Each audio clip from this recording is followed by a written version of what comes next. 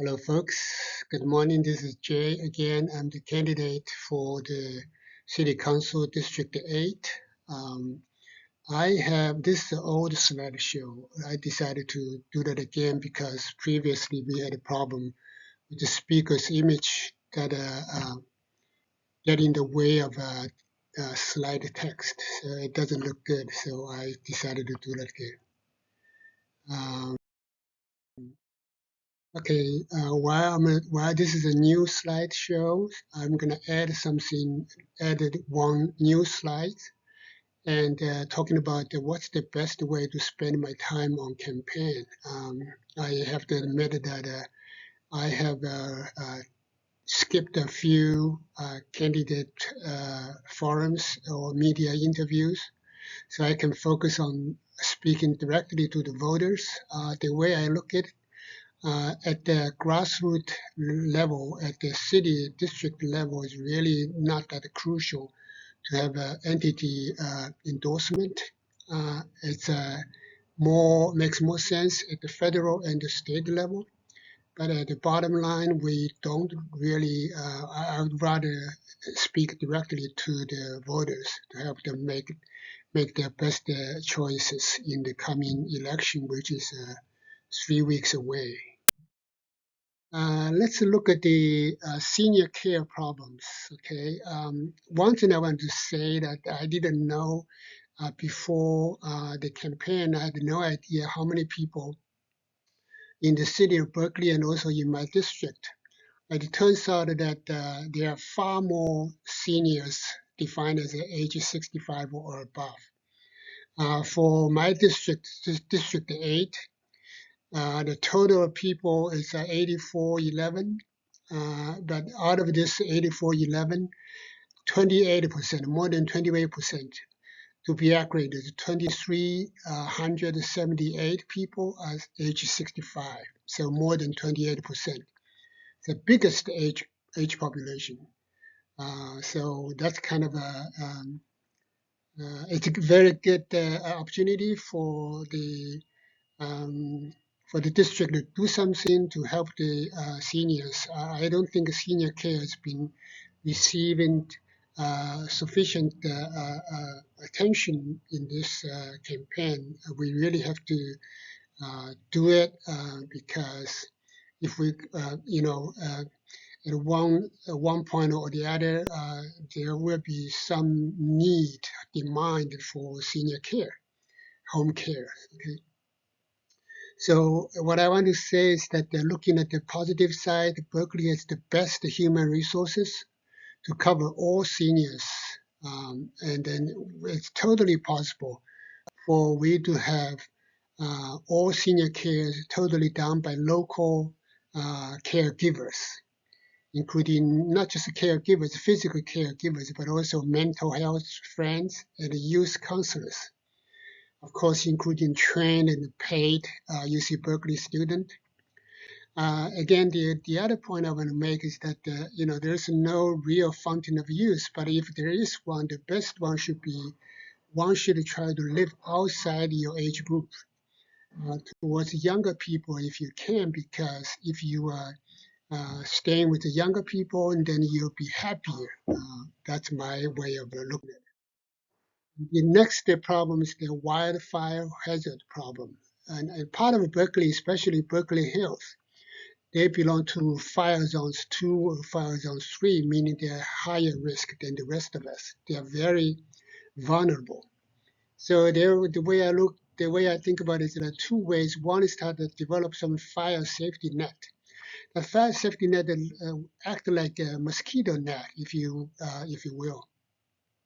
Where the mosquito nets basically drop from the top and then to cover your body from mosquitoes.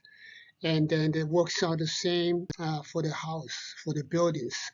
We drop that the fire retardant material from the top, and then we crank it up when the fire is gone. So that's easier. It saves a lot of money. It saves insurance the money too. So it should be a win-win situation. The next way is to do that cloud seeding. It's an old technology. I remember when I was in China, I read some. It's one of the textbook in elementary school or middle school. I don't remember.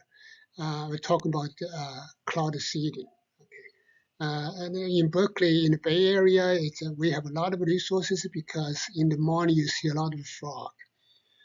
So the clouds is already there, so make it easier to do the artificial rainfall to fight and control the wildfire. It's called the weather modification system. The technique is old, existing for a long time. We just forgot about it for a long time. And then there's another one is especially people in the Berkeley Hills and paranormal ways.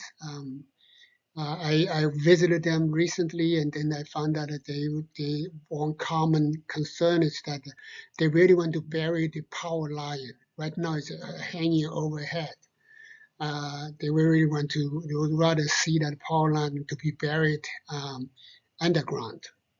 However, the problem is that it costs them more than $50,000 per household to get it done. Then after talking to them, I found that I did my homework and do the online research. I found that there's a new technology called touchless drilling. Touchless drilling is basically significantly save the cost, cut the cost to like 50%, at least 50%. And there are startups doing that. You can look at the online. You can just enter the search phrase for touchless drilling, you'll find a lot of website for telling you how to do that. So that's a big saving of a cost. And then if you look at the positive side, look at the benefit. If you can bury the power line underground, that actually make the maintenance cost significantly lower. And also, the bigger advantage is that the power line underground is wildfire safe. I remember reading a report that some counties in South Dakota, they did that, they implemented that. But if you can imagine that the South Dakota, the population density is much lower. Even they can do that, then there's no sense for California not to do that for the Bay Area with such a high density, because the higher density make the cost lower, and it makes more sense to make the result more sustainable. So that's the thing that I want to say. And on the cost side, I think given the benefit, the city may pick up 1/3, 33% of cost. Because this is something that for the commonwealth, for the common benefit, the common welfare of the city resident. It's something that the tax money should be spent on. And also we can apply for money from the state, from the federal government, given that the recently passed infrastructure bill that are talking about more than $1 trillion, that we may want to get that to be one of the cities that are to apply for the money, which is meaningful. And then we have, there's no hiding that we have a homeless problem. One report says that in Berkeley, any night of the day, we have about 1,000 homeless people. So the problem is already there. I would propose two solutions. Okay, the first one is that to build like a village of tiny houses. So instead of building tents is a bad reputation. The police, always try to remove the tent anytime it's possible for them to do that. But once you have like tiny houses, that's looks more pleased eyes and prettier and more permanent than the tents. Okay, and those tiny houses really cost very little.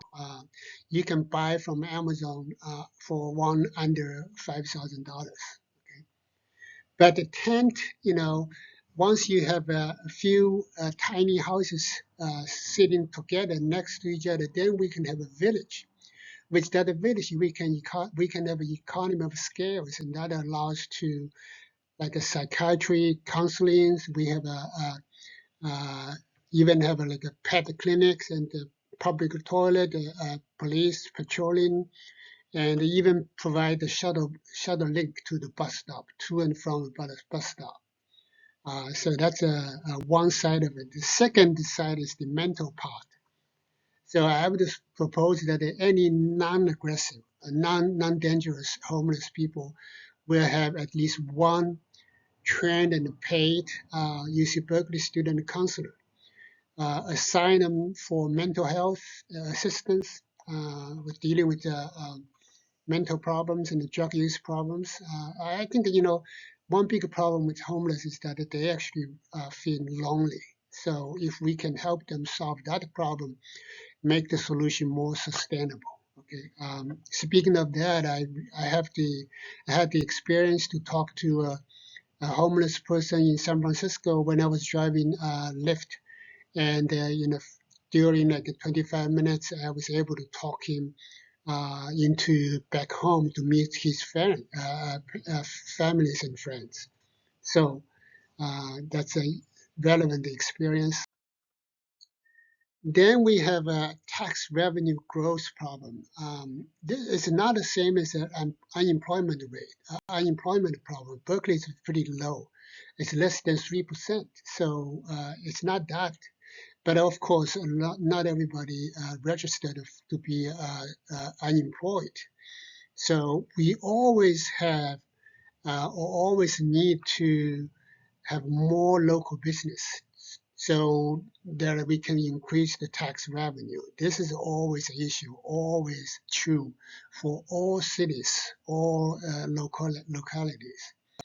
So how do we do that? I guess one unique advantage is that Berkeley has a big size of alumni and then the families, and then we can mobilize them, try to talk them, encourage them to be a local employee, local boss, to have the local business established in town, and instead of just not just asking them for donations once in a while. Okay, that's more meaningful because if you once you have more local employees really help the business grow and boom and sustainable. Okay, not just one-time donations. The next idea is that we should have something called a BOSIT, which stands for Berkeley Open Solutions Idea Competitions. And then so anybody can share their ideas and we can compete because it's a competition. We will have monetary prizes. The idea is that to have more people ideas so we can fix the local problems with the solutions that are business-based, innovative solutions. Then we have a parking problem. In parts of Berkeley, it's hard to find a parking space. So how do we do that? I think that it would be very nice. It would be exciting. Would make people say, "Wow," when they see this. The thing that I'm talking about is that the all automatic parking towers maybe like above ground, so we can still using the ground level for anything else. But above ground, we can 3 or 4 levels, 3 or 4 floors. And then basically everything's done. It's online. You can see that everything's done automatically by the robots. The robots basically slide underneath the car and lift the car, and all the driver need to do is just get out of the car, and then the robots will do everything else. They move the car into the elevator and then lift it up to the desired floor where there's a parking spot available. So they can do that, finish the whole parking process automatically. That would be very nice. If Berkeley is the first one in the Bay Area or even in the country to do that. And then once you have the cars or automobiles or vehicles taken care of, what do we do with the drivers? We send them to their final destinations. within 5 miles radius, and then by e-bikes. Again, this is something that we can do funded by city revenues. So we don't have to save a lot of space for parking, off-street parking. That's a given the cost of land in the Berkeley, it really makes sense to do that. And then we also have like I call it a fairness problem. It's really not just the word that I made up to show that the Berkeley really has no city fairs in near downtown and near campus locations. Okay, that should be changed because a fair in Berkeley, held in Berkeley, especially in the College Avenue, Elmwood area, is really attractive, and then we should be able to get a lot of out of towners coming to visit it. We could call it back to school fairs, but it would just any fairs that would be able to promise to attract to people. Once we have more people visiting from outside, out of town, or local people, then the business is booming. And then again, the tax revenue is growing. Okay. So we could have started twice a year, and then if everything goes well, we can do that even monthly. Okay. And then the next one is the blockchain bond marketing problem. This blockchain bond it's been issued by Berkeley based on the city council, which is a very good idea. Although this time when I talk to residents, some of them say they don't like it. Blockchains, obviously, there's some marketing problems to change the image. In my view, that blockchain is really the future of technology, one of the future technologies at least. So my idea is that instead of once we have issued a blockchain-based municipal bond, the bigger problem is the marketing. Okay, how do we get people to buy it? I think if you only look at the resident in Berkeley, then the basis is small. But we don't have to. We can think outside the boxes.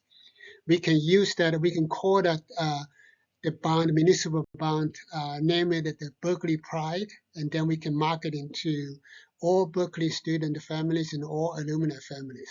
So their base is significantly bigger.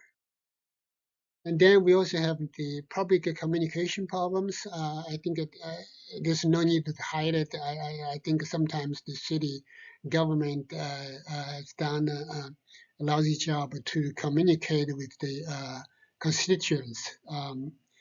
What are the new rules? I was thinking the first one is that we establish a formal procedure.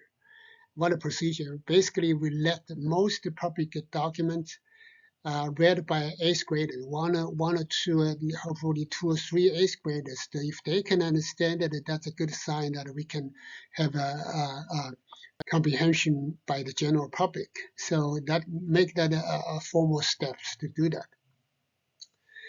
The second is that we can develop more FAQs, frequently asked questions, step-by-step guide, and the tutorial videos, and using that QR code to help people understand what you're saying, what the document is saying.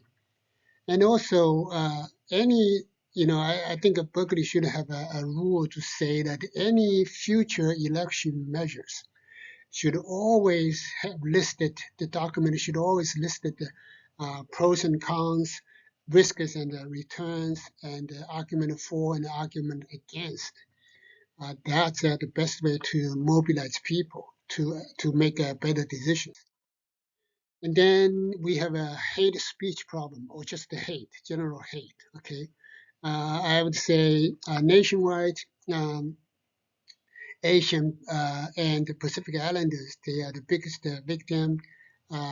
Speeches are on the rise, hate speech are on the rise, and especially against the Asian API, okay, Asian and Pacific Islanders. And right now, given the law, it says that the cops can't really intervene unless the haters get violent. But we all know the problem is that sometimes oftentimes the words hurts more than deed. So how do we fix that? I think the law can make the law more victim friendly. We basically make a confrontational hate speech, make that as a misdemeanor. Basically, anybody can make a generic hate speech, say, I hate the homosexual, I hate, gay people, I hate the religious people, anything that's protected by Constitution. However, when you point your fingers to someone specifically, say, hey, you homeless, homosexual, go home, stay away from my side. And then that's what I call the confrontational hate speech. And then if the victim has openly objected to that, protest that, and then the hater still saying that, still doing that, that's what I call the confrontational hate speech. That's not protected by the Constitution, because Constitution says that you can do the hate speech as long as you don't intervene other people's right. So that's what exactly the confrontational hate speech when it goes wrong. Okay, they intervene other people. So we should make it at the constitutional-based new rules.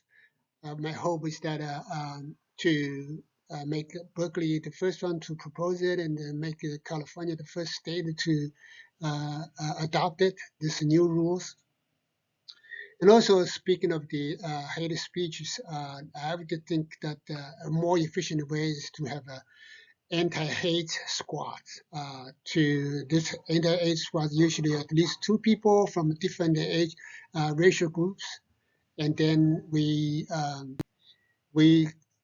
have them go to places where the hate speech, hate crimes has happened before. So I think this is a more efficient way of fixing the hate problems. The biggest advantage for confrontational hate speech rule is that the cops can intervene early without waiting for the violence to happen. And then the last one is well, it's not the last one, close to the last one, the unfounded liability problem. I won't go detail into this because I have a 2 post reading on this issue, so let me skip this. And then we have a peer-to-peer counseling problems. Berkeley, so far, we haven't have any online public forums or student-to-student counseling or peer-to-peer counseling, so the high schoolers can talk to the college student, and we can talk about the college applications, major selections, or even have research ideas. We often hear the news that some kids, like in the middle school, they had innovation. So if they can use that online forum to find their future partners, that would be great. Okay.